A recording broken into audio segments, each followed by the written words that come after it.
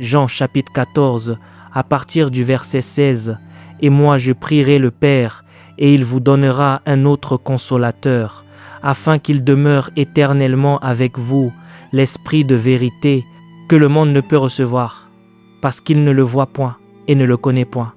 Mais vous, vous le connaissez, car il demeure avec vous, et il sera en vous. Le monde ne peut pas recevoir l'Esprit de vérité, parce qu'il ne le voit pas et ne le connaît pas. » Ensuite, dans la première épître de Jean, au chapitre 4, des versets 4 à 6. « Vous, petits enfants, vous êtes de Dieu, et vous les avez vaincus, parce que celui qui est en vous est plus grand que celui qui est dans le monde. Eux, ils sont du monde. C'est pourquoi ils parlent d'après le monde, et le monde les écoute.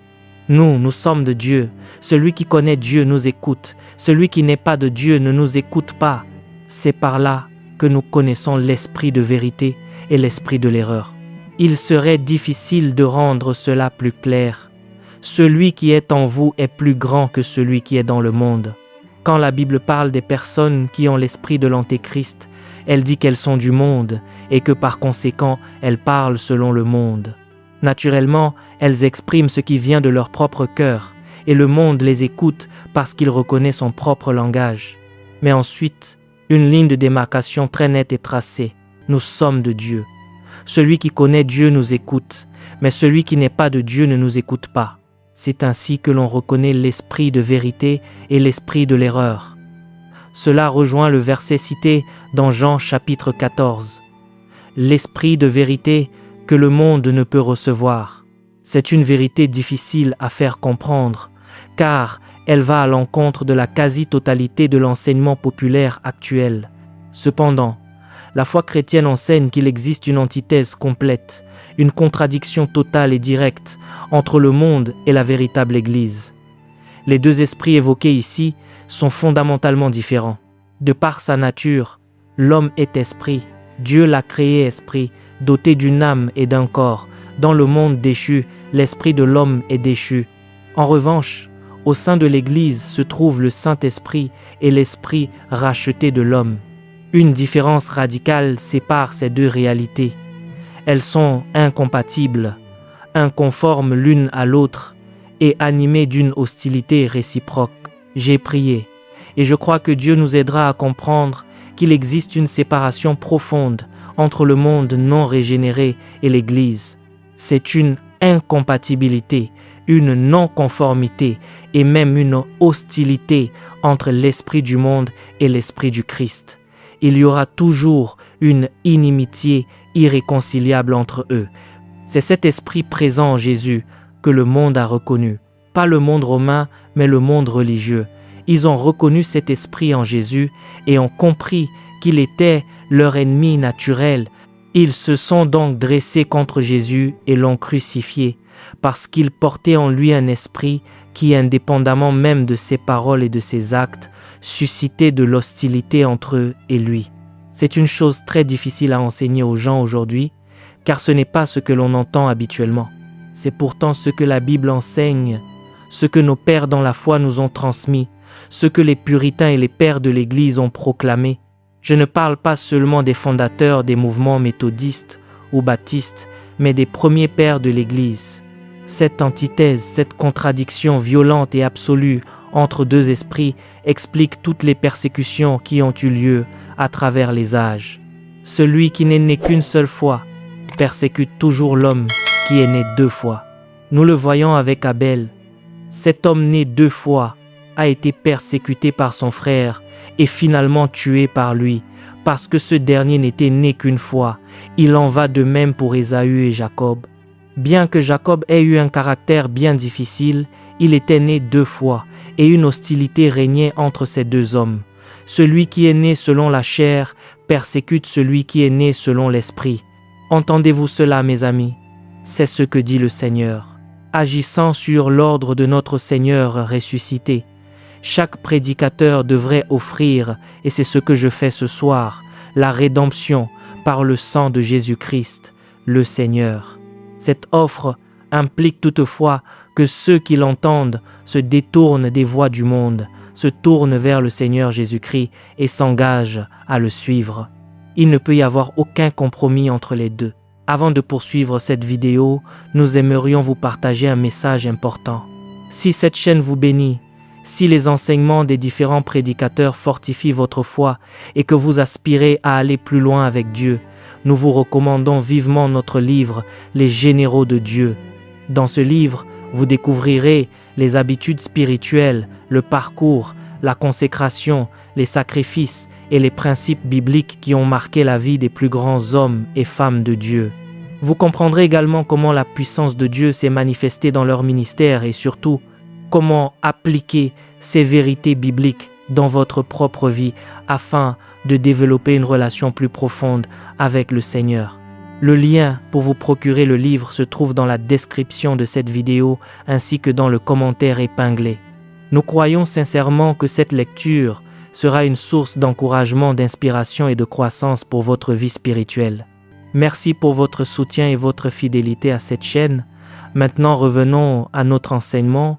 Nous devons nous rappeler qu'il n'y aura jamais de réconciliation possible entre ces deux esprits, l'esprit de celui qui n'est né qu'une fois et l'esprit de celui qui est né 2 fois, l'homme né de la chair et l'homme né de l'esprit. Cette réalité a presque été oubliée par l'Église, alors qu'elle était au cœur du message d'hommes comme Spurgeon et d'autres. Nous l'avons quasiment perdue de nos jours. Nous n'avons pas à chercher à rendre notre foi acceptable pour la sagesse du monde ou pour la société en général. Nous ne reconnaissons aucune nécessité de rendre notre religion séduisante pour eux, ni de mener ce qu'on appelle aujourd'hui le dialogue. C'est une bien jolie expression. On parle de dialogue politique ou de dialogue religieux. Au fond, un dialogue, c'est simplement 2 personnes qui discutent, mais comme cela ne semble pas assez savant, on appelle cela le dialogue. Quelqu'un a dit un jour, pensant formuler une critique sévère à l'égard de la revue Alliance Witness. En dehors de l'éditorial, Alliance Witness ne s'engage pas dans le dialogue religieux. C'est tout à fait exact. Nous sommes un magazine consacré aux missions étrangères, à la vie profonde et à l'exaltation de Jésus-Christ. Nous ne discutons pas avec les incroyants pour tenter de trouver un compromis. Nous ne ferons aucun compromis sur notre position. Nous ne sommes pas engagés dans un dialogue, mais dans une déclaration, ce qui est tout autre chose. Nous n'admettons donc aucune nécessité d'arrondir les angles pour rendre notre christianisme acceptable aux yeux du monde. D'abord, nous savons que c'est impossible, et ensuite, nous savons que cela n'est pas nécessaire. L'esprit du monde, c'est-à-dire l'esprit de ceux qui sont du monde, est un esprit déchu. Ils ont été baptisés dans cet esprit. C'est un esprit éloigné de Dieu, mauvais, aveugle. Le Dieu de ce siècle a aveuglé l'intelligence des incrédules. C'est un esprit rempli de vanité, d'hypocrisie, d'entêtement, de mensonges, d'orgueil et de convoitise. C'est pourquoi le monde ne peut pas recevoir l'esprit du Christ. Quand vous entendez quelqu'un dire que Dieu va répandre son esprit sur toute l'humanité sans distinction, vous savez que c'est faux, car l'Écriture déclare que le monde ne peut pas recevoir l'esprit. Dieu répand son esprit et le rend accessible à toute chair, mais même lorsque le Saint-Esprit a été répandu à la Pentecôte, il ne l'a été que sur les 120 personnes qui étaient préparées. Les autres ne l'ont pas reçu parce qu'ils n'y étaient pas disposés. Le monde ne peut pas le recevoir. Il faut une œuvre de Dieu dans le cœur d'une personne pour la rendre capable de recevoir cet esprit nouveau, cet esprit qui vient de Dieu et dont parle Jean. Comme l'a écrit Jean, vous êtes de Dieu, petits enfants, et celui qui est en vous est plus grand que celui qui est dans le monde. Eux, ils sont du monde. C'est pourquoi ils parlent d'après le monde, et le monde les écoute. Nous, nous sommes de Dieu. Celui qui connaît Dieu nous écoute. Si vous parlez ainsi aujourd'hui, on traitera cela de fanatisme. Mais ce n'est pas du fanatisme, c'est simplement de la connaissance. Vous savez à quelle famille vous appartenez. Si votre nom est Jones, vous appartenez à la famille Jones. Ce n'est pas du fanatisme de dire « Mon père s'appelait Christopher Jones, ma mère s'appelait Mary Jones et mon nom est Ed Jones ». Ce n'est pas du fanatisme. C'est énoncer un fait. De même, lorsque nous savons que nous avons reçu un esprit qui vient de Dieu par la nouvelle naissance, par le sang et par le feu. Ce n'est pas du fanatisme de dire que nous savons que nous sommes de Dieu. Pourtant, à notre époque, on voudrait que personne ne soit sûr de rien. On attend de nous que nous harmonisions tout, que nous rassemblions tout le monde et que nous élaborions, à partir de la situation religieuse générale, un modèle commun qui plaise à chacun. Mais ce n'est pas ainsi que Dieu a établi les choses, car le monde ne peut pas recevoir le Saint-Esprit. Il ne peut pas comprendre. L'homme qui n'a pas été régénéré ne peut pas comprendre les choses les plus simples. Il ne comprend pas la repentance. Il ne sait pas ce que cela signifie. Il ne comprend pas la foi. Il n'en a aucune idée. Il ne comprend pas la nouvelle naissance. Pour lui, cela se résume à rejoindre une église. Il dit « Je veux adhérer à cette église », mais il ne sait pas ce que signifie naître d'eau et d'esprit et être lavé dans le sang. Il ne sait pas ce que veut dire la rédemption. Il s'enthousiasme à Noël parce que l'ange a dit « Je vous apporte une bonne nouvelle » et il se réjouit à Pâques parce que le carême est fini et que le printemps arrive. Mais la vérité est qu'il ne comprend pas ce dont il s'agit. Le monde ne peut pas comprendre le Christ. Dans Jean chapitre 6 verset 44, Jésus dit « Nul ne peut venir à moi si le Père qui m'a envoyé ne l'attire. » Écoutez bien ceci. Nul ne peut venir à moi si le Père ne l'attire. Et au verset 45, il ajoute « Quiconque a entendu le Père et a appris de lui vient à moi. » Lorsque le Saint-Esprit enseigne intérieurement, l'homme peut venir. Il doit y avoir une illumination qui vient du ciel. Lorsque Pierre a dit « Tu es le Christ, le Fils du Dieu vivant », notre Seigneur Jésus a répondu « Tu es heureux, Simon, car ce ne sont pas la chair et le sang qui t'ont révélé cela, mais mon Père qui est dans les cieux. » Toute vérité religieuse, transmise d'une personne à une autre, ne fait que passer d'un esprit humain à un autre esprit humain. Mais il existe une illumination divine. Sans elle, les hommes du monde ne peuvent pas ressentir la profondeur du péché de leur propre cœur. Si un homme commet un meurtre ou un détournement de fonds et qu'il l'avoue, ou quel que soit le péché confessé, il trouvera toujours au fond de lui une excuse pour justifier son acte. Il y a toujours une excuse. Seul le Saint-Esprit peut pénétrer dans notre cœur et nous faire prendre conscience de la réalité et de la gravité de notre péché. Quand il sera venu, il convaincra le monde de péché, de justice et de jugement. Écoutez-moi bien, personne ne peut se repentir sincèrement tant qu'il ne connaît pas la profondeur de son propre péché, et personne ne peut connaître cette profondeur si le Saint-Esprit ne la lui révèle. L'homme qui est sans le Christ ne peut pas comprendre la communion divine. Pour beaucoup de gens, appartenir à une église consiste simplement à se rassembler. Cela ne dépasse guère le niveau d'une réunion de club ou d'une pause café entre amis. Deux braves gens qui partagent les mêmes centres d'intérêt se retrouvent et bavardent. Ils murmurent peut-être une courte prière avant de se quitter ou juste avant de servir le café. Cela n'a rien de bien méchant et je n'ai rien contre si j'ai envie de prendre un café, mais le fait est que ce n'est pas cela le christianisme. Ce n'est ni la communion divine ni la communion du Saint-Esprit. Je crois à la communion des saints. Qu'entendons-nous par là? Nous voulons dire qu'il existe une communion dans l'esprit qui élève ceux qui la vivent bien au-dessus de n'importe quelle relation purement naturelle. Bien que le monde ne puisse pas comprendre cette communion et qu'il ignore tout de la profondeur de son propre péché, Dieu a ses élus, il en a toujours. Et ces élus de Dieu ne sont pas naturellement meilleurs que les autres sur le plan moral. Dieu ne choisit pas des personnes parce qu'elles auraient une disposition naturelle pour la religion. Enlevons-nous cette idée de la tête. On dit parfois que certains ont un penchant pour la religion, comme d'autres ont un penchant pour la poésie, la musique ou la peinture. Certaines personnes peuvent peindre de magnifiques tableaux très réalistes sans jamais avoir pris un seul cours. D'autres peuvent s'asseoir au piano et jouer remarquablement. J'avais une sœur qui n'avait jamais pris de cours de musique si ce n'est à l'école primaire et elle faisait merveille au piano parce qu'elle avait ce don en elle. Je crois qu'elle était la seule de la famille à l'avoir. Elle avait un penchant naturel pour la musique. On pourrait dire qu'une fibre artistique s'est déposée sur elle en ignorant mes frères, mes sœurs et moi-même. C'est ce qu'on appelle un don musical, et d'autres ont un don poétique. Mais il n'existe pas de don naturel pour la religion, et si une telle inclination existe, ce n'est pas ce dont Dieu parle.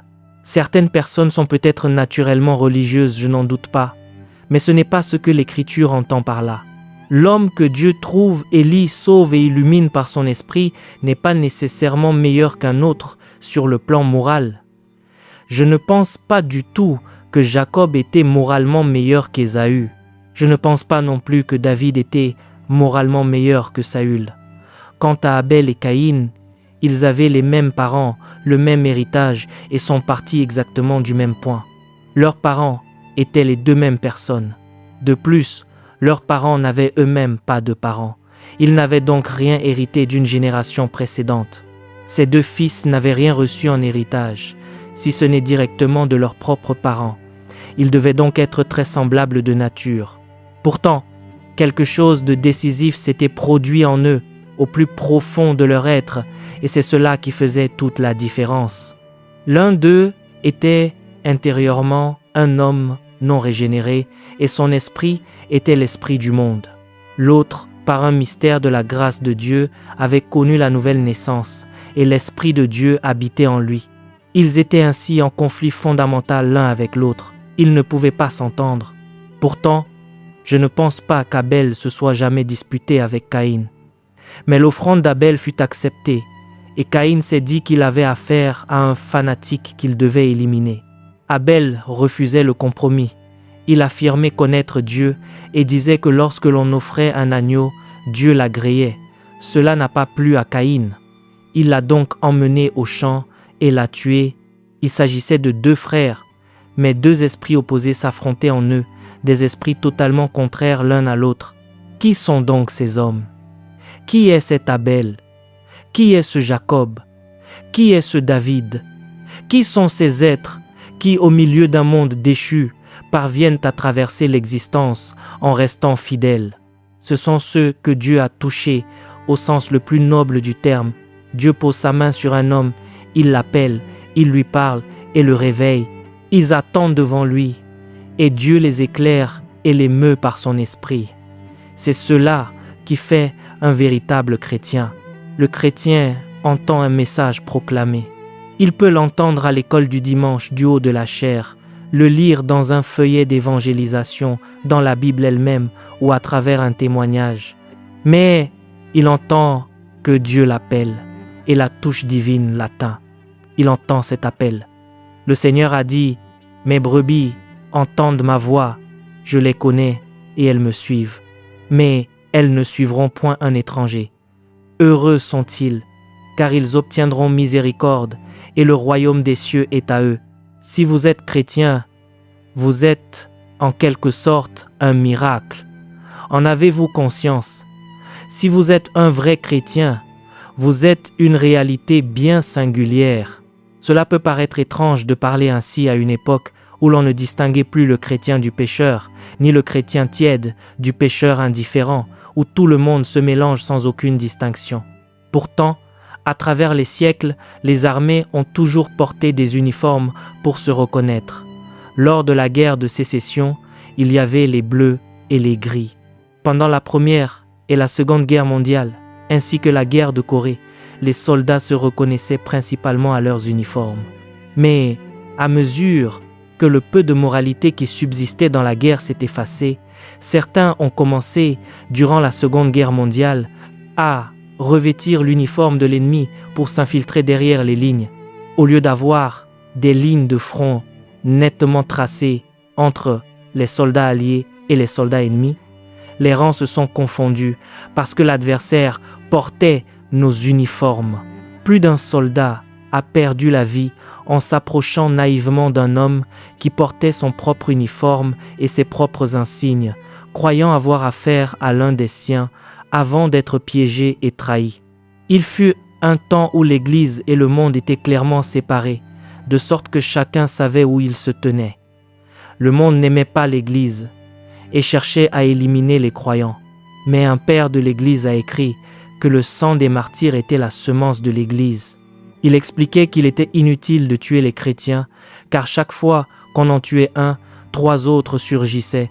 Voyant qu'il était inutile de les persécuter par la force, le monde a changé de stratégie et a cherché à les séduire. Et lorsqu'il a cessé de vouloir les tuer pour commencer à les séduire, il a remporté une victoire. Aujourd'hui, le monde ne cherche plus à tuer les chrétiens. Il cherche à les rendre inoffensifs en leur arrachant les griffes et les dents pour les transformer en chats d'appartements immobiles qui ronronnent au coin du feu pendant que le monde court à sa perte. Le monde passe, regarde ces chrétiens et s'émerveille de leur caractère inoffensif. Mais Dieu veut que vous et moi possédions la vie divine en nous, que cette vie réside dans notre esprit, que le monde le sache et qu'une nette séparation existe. Si vous rencontrez des difficultés sur votre lieu de travail en raison de votre foi, ne vous laissez pas troubler, c'est au contraire une très bonne chose. Ne laissez personne vous convaincre que vous êtes un fanatique ou que vous avez tort. Si vous vivez pour le Christ et que ceux qui ne vivent pas pour lui vous rendent la vie difficile, rendez grâce à Dieu chaque soir, en fin de journée, d'avoir été jugé digne de souffrir pour le nom du Seigneur Jésus-Christ. Rappelez-vous que vous n'avez pas encore résisté jusqu'au sang en combattant contre le péché. Personne ici ne porte de blessures physiques. On se moque peut-être de vous, ce qui n'est pas agréable, mais quelle importance cela a-t-il au fond? Mes brebis connaissent ma voix et elles me suivent. Notre Seigneur va revenir et lorsqu'il reviendra, il viendra chercher ses brebis. Il y a certes beaucoup de boucs qui se promènent recouverts d'une peau de brebis. Mais la différence essentielle est que le bouc ne connaît pas la voix du berger. Les brebis, elles, connaissent la voix du berger. Lorsqu'elles entendront le son de sa voix, elles se lèveront et les boucs se demanderont où elles vont. Elles iront à la rencontre du berger parce qu'elles reconnaissent sa voix. Elles ont écouté sa voix ici-bas et elles l'écouteront là-haut. Le bouc, lui, ne connaît pas la voix du berger. Je n'insisterai pas davantage ce soir, car je crois que l'Esprit de Dieu accomplit son œuvre. C'est envers ceux qui ont connu cette transformation intérieure, ceux qui ont reçu cette infusion de l'Esprit, que Dieu déploie sa plus grande générosité. Ma sœur Mildred, qui a 4 ans de moins que moi, était dans sa jeunesse une jeune fille charmante mais très vive. Nous nous disputions souvent. Je lui tirais les cheveux et ma mère me disait d'arrêter, même si ma sœur ne se laissait pas faire. Elle n'était pas convertie. Lorsque je me suis converti, Mildred ne l'était pas encore et elle n'était pas du genre à se laisser convaincre facilement. Quand elle s'obstinait, on ne pouvait rien obtenir d'elle. Puis, elle a entendu parler du retour du Seigneur. Un soir, elle s'est couchée, s'est endormie et a fait un rêve. Dans ce rêve, le Seigneur était revenu chercher les siens. Notre mère, qui n'était pas encore convertie à l'époque, tendait les mains vers le ciel et essayait de s'élever, car d'autres personnes montaient. Dans son rêve, ma sœur voyait des croyants être enlevés auprès du Seigneur, comme attirés par un aimant. Mais notre mère ne pouvait pas monter. Ma sœur a éprouvé un chagrin immense en voyant que notre chère mère n'était pas prête pour la venue du Seigneur.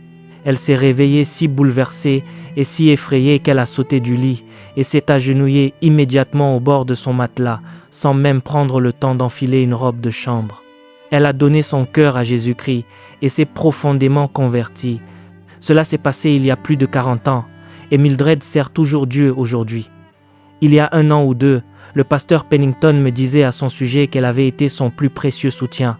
Il me disait combien il comptait sur ses prières et sur ses conseils.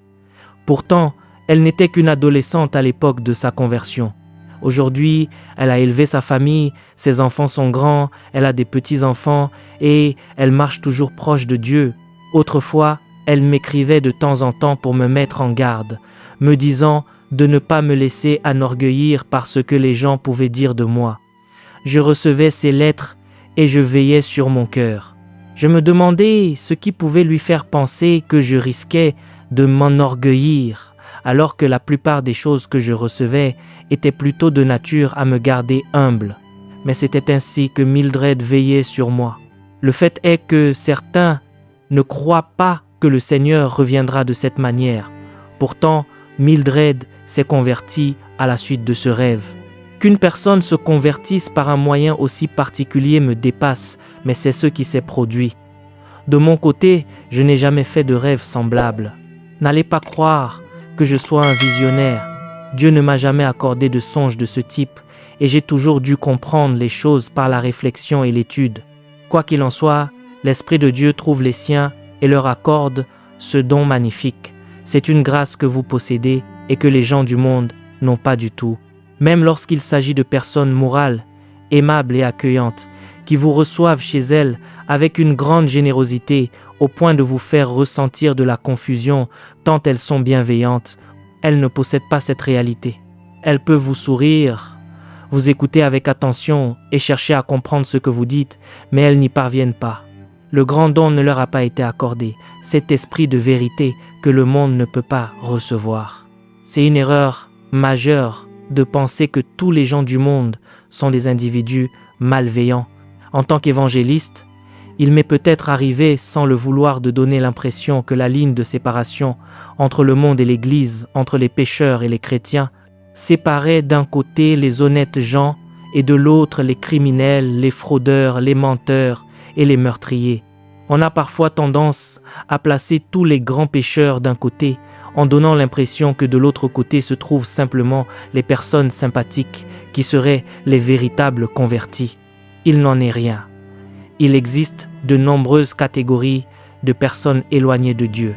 Il y a certes des pécheurs qui commettent des crimes ou des vols, mais il y a aussi des personnes incroyablement douces, bienveillantes, cultivées et chaleureuses. Ces personnes vous inviteront chez elles, vous recevront parfaitement, célébreront les fêtes et feront preuve d'une grande bonté à votre égard. Pourtant, mes petits-enfants, elles font toujours partie du monde. Le véritable chrétien est celui qui a reçu, par un don souverain de Dieu, la vie éternelle dans son esprit. Il appartient à une lignée spirituelle entièrement différente. Il est une personne nouvelle, issue d'une création nouvelle.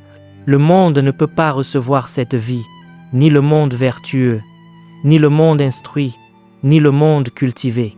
Ces personnes charmantes ne peuvent pas la recevoir parce qu'elles sont animées d'un autre esprit. C'est l'esprit du premier Adam et non l'esprit du second Adam. L'esprit d'Adam déchu et non l'esprit du Christ restaurateur. C'est là que se situe la véritable ligne de démarcation. Mon désir le plus cher, mon espérance pour notre communauté est que nous devenions un peuple de rachetés, une assemblée d'hommes et de femmes animés de ce second esprit, cet esprit nouveau qui est l'esprit du berger, capable de reconnaître sa voix. C'est l'esprit du Christ qui vient habiter l'âme humaine. Les gens du monde qui nous entourent, même lorsqu'ils sont bienveillants, nous écoutent parler et trouvent parfois nos propos ridicules, ce qui les amuse. D'autres trouvent notre message dénué de sens et s'en ennuient. D'autres encore le trouvent offensant et s'en irritent. Enfin, certains restent totalement indifférents, sans aucune réaction, et ce sont les plus difficiles à joindre. Lorsque vous cherchez à amener une âme au Christ, l'homme qui vous pose des questions ou qui vous affronte du regard ne doit pas vous inquiéter. Il finira par revenir. Mais l'homme au regard vide, qui hoche la tête et sourit sans rien comprendre à ce que vous dites, est le plus difficile à toucher. Mais en face de cet esprit du monde, se dresse le Saint-Esprit. Les communautés chrétiennes sont composées de ceux qui sont oints de l'Esprit du Christ, cet Esprit nouveau destiné à remplir un jour tout l'univers. C'est le Saint-Esprit de Dieu, communiqué à l'Esprit de l'homme par le Christ et en lui. Mais le monde ne peut pas le recevoir. Dieu promet de répandre son Esprit, mais le monde reste incapable de le recevoir. Que Dieu nous meure de grâce afin que, par une vie sainte, l'humilité, la repentance, l'obéissance, la fidélité et le port de notre croix, nous devenions un peuple sur lequel l'Esprit peut reposer comme une colombe ou comme la nuée et le feu reposait autrefois sur Israël. Je vous invite maintenant à vous joindre à moi pour chanter un cantique. C'est un chant ancien, composé il y a plus d'une génération. Je vous demande de vous l'approprier de tout votre cœur, pendant que nous en chanterons les 4 strophes et le refrain. Chantez avec foi, Apaisez votre cœur devant le Seigneur et attendons-nous à ce qu'il accomplisse en nous l'œuvre que nous désirons depuis si longtemps.